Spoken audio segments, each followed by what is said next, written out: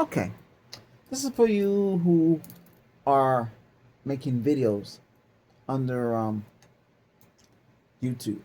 Okay, now you're starting out. What should you use? Should you use a professional digital camera or should you use your cell phone?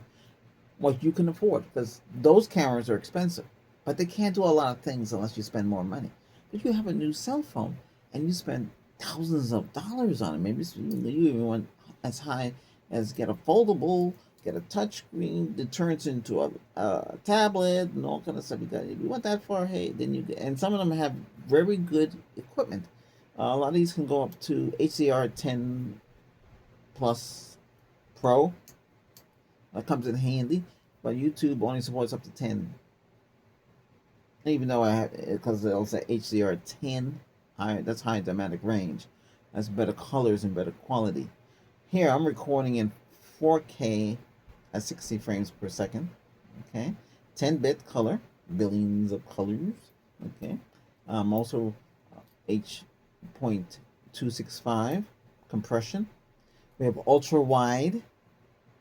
That's where you have the black bars. It's better that way. It's better quality. A lot. That's called cinematic recording. A lot of people do that now. I do it. I like it. I watch it on my big QLED TV or my LED TV or my LCD or this thing here. This is 4K screen here.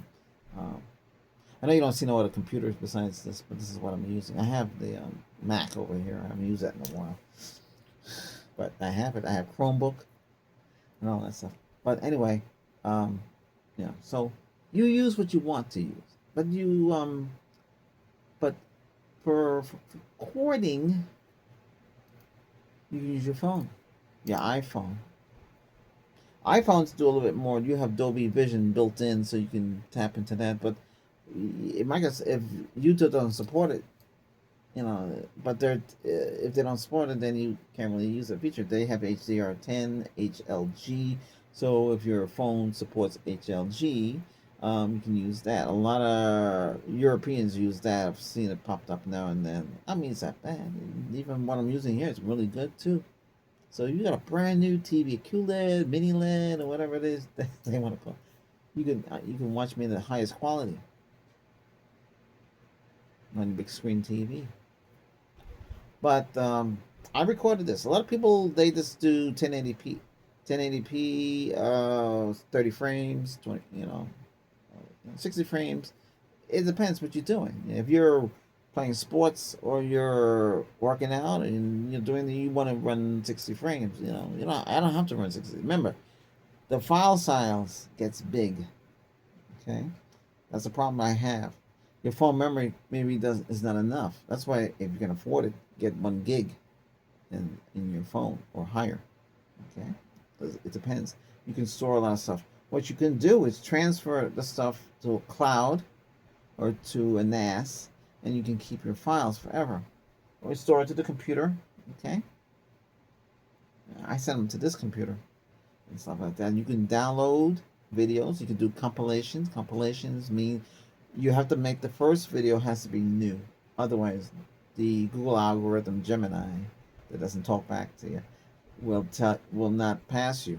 They'll flag it as reusable content. So you have to create your own content. Okay, new content. Just shoot a video. It doesn't have to be like it could be a minute long. That's new, and then you have your videos attached to it. How many you should do? How many hours? It depends.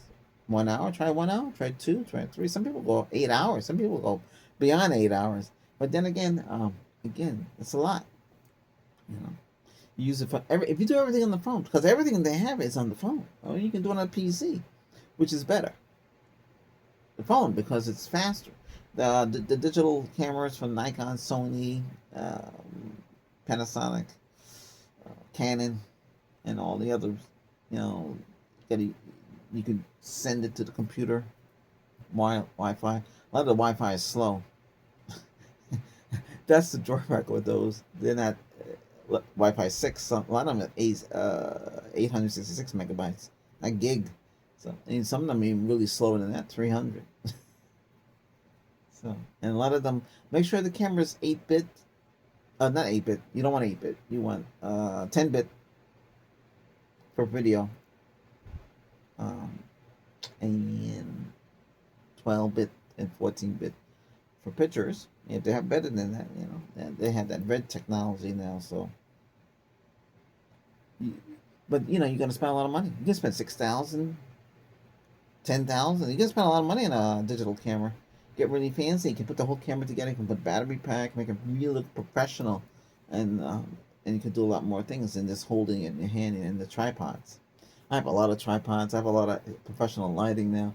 I have so much stuff now, you know. And I'm not even using this on a regular tripod that you have the 3 legs. I'm using this on well, I'm using this on a pole. As you can see, we have other poles. We have a scaffold. I have it mounted differently now in here. I can just put the background, what I want in the back. You guys and girls like to see computers in the back, so I'm showing you. Well, I should do that more often. I just sometimes we just go with the flow. But this is the studio, and yeah, use your phone. It's faster. H.265 compression. Don't use 2.4. A lot of the older cameras have H.264. See, the 5 is 50% more compression. Yeah, so larger files, smaller files. A lot of things too. The high professional cameras, they overheat. I have 2 of them plus other brand. They overheat. They get hot. You could get a refrigerating cooling fan. I have that, and it'll keep the processor cooled. But you're always gonna fall back on your phone. The phone is easy. You can carry it anyway. You can get your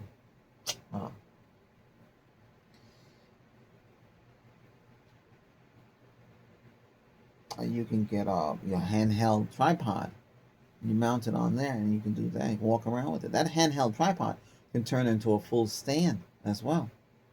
But you need proper lighting. Get Cobb, C-O-B, LED. Okay. There's Cobb lighting, 2 different colors, like an orange and pure white.